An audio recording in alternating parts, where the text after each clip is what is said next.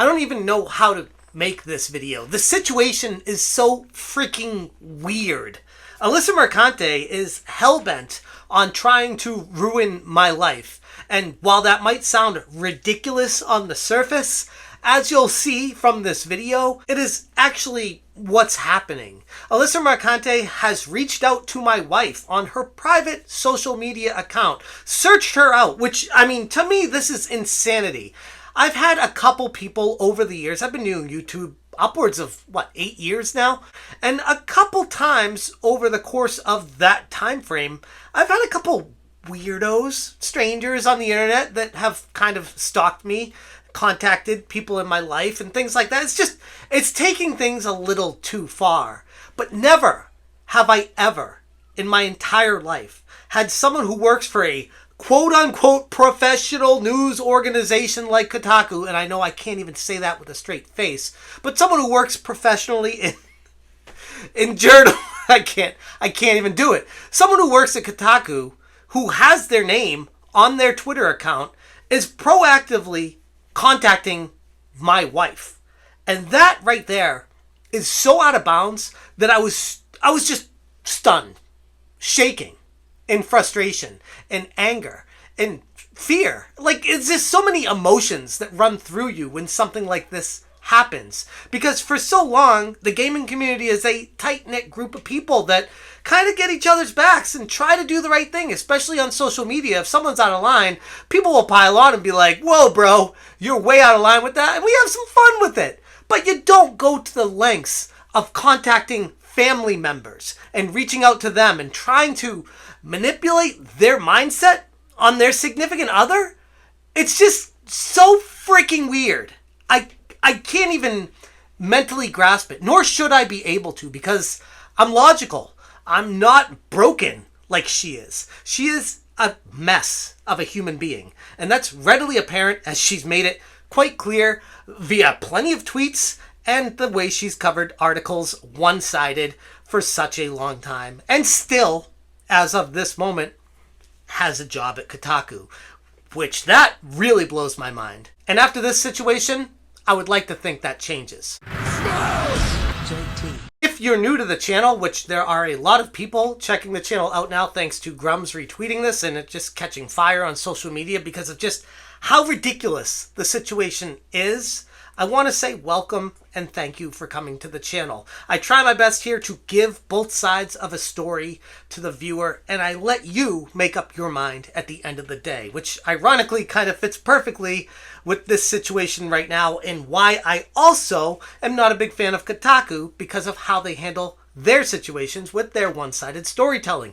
It's kind of how they got the shitstorm started with Gamergate 2 and Sweet Baby Inc., showing only one side of the story, what they've done for a very long time. And in a previous video, I talked about how I created a petition called End Kotaku, and I wanted to put an end to this company if they weren't going to change their ways. Professional journalism, presenting the entire story to the end user so that they can understand fully what's transpiring in front of them. Something Kotaku has not been doing and has been creating a complete mess in the entire video game industry because of it. So this morning I got started as I normally do, typically writing an article for SmashJT.com talking about how Xbox was doing massive layoffs and how insane that situation is. And I even made a video about it, talking about it with my feelings. And as I was editing that video, my phone started blowing up. And it was just so weird because I was getting notification. I was like, what's going on here? It was Alyssa Mercante. And she seemed to take issue with my video from the other day with the hashtag #EndKotaku because understandably so, she currently works there and probably took offense to me trying to shut down where she works. Not fully understanding the reasons why or trying to care to understand it because obviously from her perspective and one side of her story, she only sees the road one way. Anyways, she started having a conniption on Twitter about how I retweeted this random Twitter account, which honestly, after I made that End Kotaku video, I was like, yeah, I was getting a few people signing it and people were sharing it on social media. I was like, all right, we got the ball rolling on this. This is good. You know, that's what we want to do with the petition. I got a few people tweeting at me, hey, Smash JT, I made this video on Kotaku, you know, End Kotaku, this, that. I was like, yeah, cool. And I retweeted it, not thinking anything of it. Like, full disclosure, take it for what you will if you want to believe me or not. I really don't care. I didn't know that this person had a history with Alyssa. And honestly, I don't really care. I don't. Because I saw his tweet. It was fairly innocuous. I didn't see anything wrong with it. I watched it. It was a little weird, the video, but I was like, whatever, okay. He wants to stop Kotaku. I want Kotaku to just go away. I think they're bad for the entire video game industry at large. And sure, I'll share it and hashtag end Kotaku like I did with a number of tweets after I made that video. It wasn't special or particular to him, but that one got singled out. Anyways, Alyssa took some serious issue with that tweet, and she started tweeting at me and screenshotting it and saying that I also want her killed or dead now because I retweeted this. And I don't know how to say this without making you sound really dumb, but when I say end Kotaku, Kotaku is not a person. It's a company. I don't want anyone to die. I don't want anyone to be killed or murdered or anything like that. I just want this company to stop having articles with false narratives destroying the entire video game community at large. I feel like it's an honorable thing to be fighting against that. But Alyssa obviously doesn't see it that way, and she was very upset at me retweeting that one particular guy. And I was like, whoa, all right, psycho alert, stage 5 clinger. I am sorry. I will delete that. I even responded to her. I'm like, jokingly, sarcastically, hey, thanks for letting me know in the way that you do. And I deleted it, like, not a problem. Like, whatever. I didn't mean to offend anyone with that. And if you took it that way, holy crap, get help. But if you're going to start there with get help, this is the whole video. I'm just going to say get help, because everything that transpires after this moment, it just gets worse and worse and worse. So Alyssa went on a crazed, hell-bent tweet spree, hating against me for whatever reason because of that retweet. And I don't know, clearly I hit a nerve with my End Kotaku petition that I created, and she took it personally, as anyone would who works at a company and someone's trying to have that company ended. I get it, but at the same time, I'd like to think that we all have our own perspectives where we handle those things. And sure, I understand where you're coming from. You clearly don't understand where anyone else is coming from. Fair game. I understand it. It is what it is. I'm glad I'm not living with the mentality and the brain inside of that skull, because holy crap, I wouldn't be able to make it. And then Alyssa started direct messaging me on Twitter. And these DMs that she started sending through, I was so blown away by that I was just like, why would I respond? Like, what good can come from this? I don't think she's a very good human being. I genuinely don't. I think she looks for the worst in people, and I think she has some sort of sick, twisted pleasure in seeing their downfall. And I don't want any part of that. And her DMs were on that same line of thinking. You and your ilk are sending harassment towards countless people for clout. That man could effing kill someone, and you're emboldening him. I truly wish nothing but the worst for you for the rest of your miserable effing life. And then a couple minutes later, you're an effing 45-year-old man. Look at what you're doing with your life. What am I doing with my life? Pursuing my passion? Enjoying it? Having fun talking about video games? That's bad to you? I mean, you work at a fraudulent journalistic company called Kotaku that can't hack it in professional journalism, and you're getting upset at me for being successful on YouTube? All right, have at it. Whatever makes you get to sleep at night, I am happy for you. But like I said, I wouldn't respond to those because there was nothing good that could come from it. So I just ignored her. I smiled. I was like, she's off her meds or something right now, because this is just not normal behavior by any stretch. And she got really upset that I was ignoring those messages. And I'm like, I don't get it. I deleted what she was upset about. I kind of apologized to her. I was like, whatever, like, sorry that's big issue to you. It's gone now. Didn't matter. She screenshot it and plastered it everywhere saying that I pushing this crazy person to kill her, that I'm promoting that. I'm like, what? First off, no, he's not. Okay, let's get that out of the way.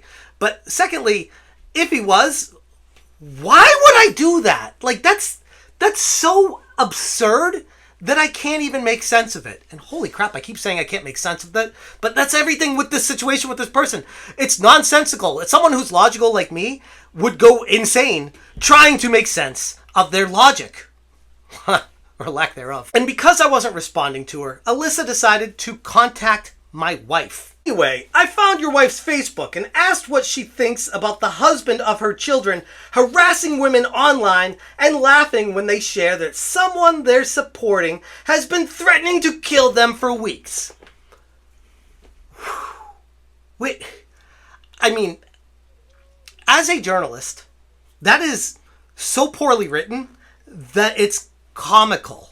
I'm not even going to try to splice up how you talked about the husband of her children harassing what? Why would you say it like that? That's such a weird formation of words.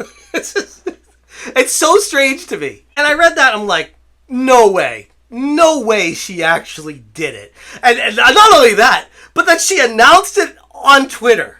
Like, I wonder if she has been so successful in her promotions at Kotaku with doing basically the wrong thing every step of the way in her life and being rewarded for it to the point of being senior editor at this company. She feels untouchable, that she feels like she can't be fired, she can't have anyone come at her or say anything negative because she's risen so high and she has so many people in this fucked up industry in video games that keep pushing her forward that she feels like she is so full of superpowers that nothing can stop her. But reality check, it's going to, and it's going to come hard and it's going to come swift. And I'm sorry that I'm so animated right now.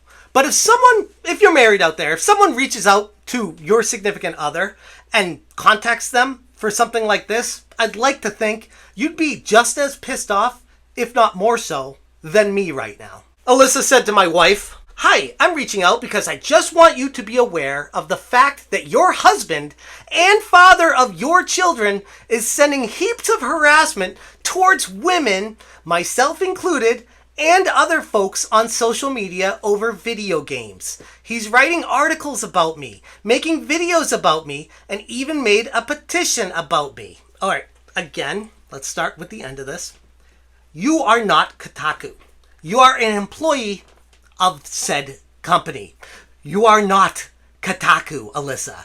They probably will be around long after you are. I made the petition about Kotaku because I don't think Kotaku is good for the game industry, and I explained that fully in my video talking about why I created the petition in the first place. But here's the thing, it doesn't even matter anymore. Like, that's not the point of this. The point is, you contacted my wife and then threw all these accusations about what I've been doing to her that aren't true, by the way, by any stretch of any imagination, unless you are completely screwed up in the head, which clearly you are, and need a padded room with a straitjacket, and I would be shocked if you don't end up there within the next few years, and I hope you do, because it literally is the help you need.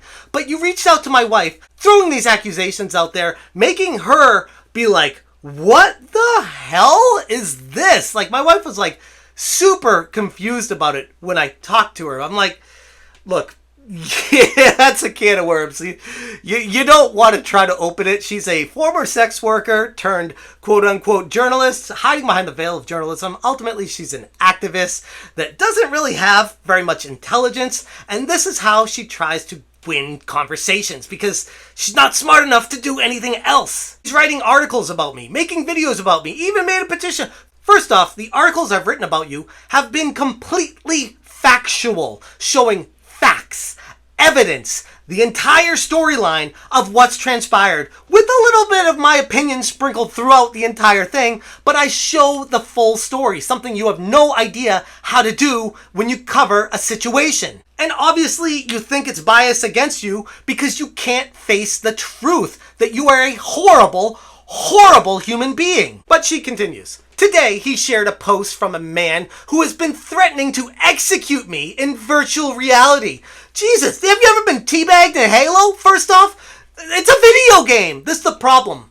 When an activist goes to video games, they don't know what video games are. They can't make sense of what a video game is. Think of the lawyer for Grand Theft Auto, Jack Thompson, who, ironically, when I look him up, he's listed as an activist.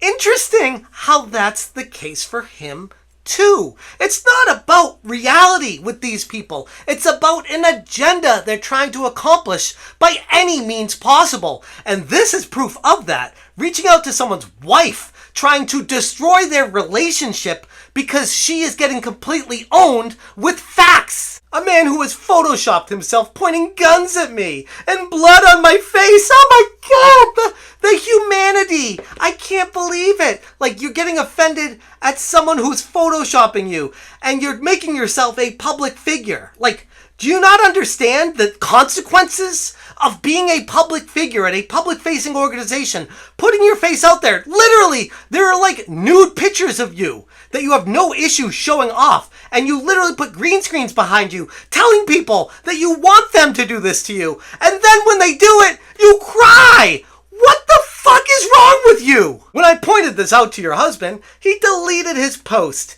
I deleted it because I felt bad. I was like, oh, I didn't know that that's how you felt about this guy. I didn't do like 6 weeks of research figuring out what happened with all this. I just saw a guy say, "En Kotaku, here's my feelings on it." I'm like, yeah, okay, En Kotaku. I didn't think anything of it. I had a lot of people tweeting me at it. I shouldn't have to explain myself, but here I am doing that just to expose you for the fraud you are. He then commented jokingly on a post I made about him platforming a violent man by sharing the petition he's made to end the website I work for.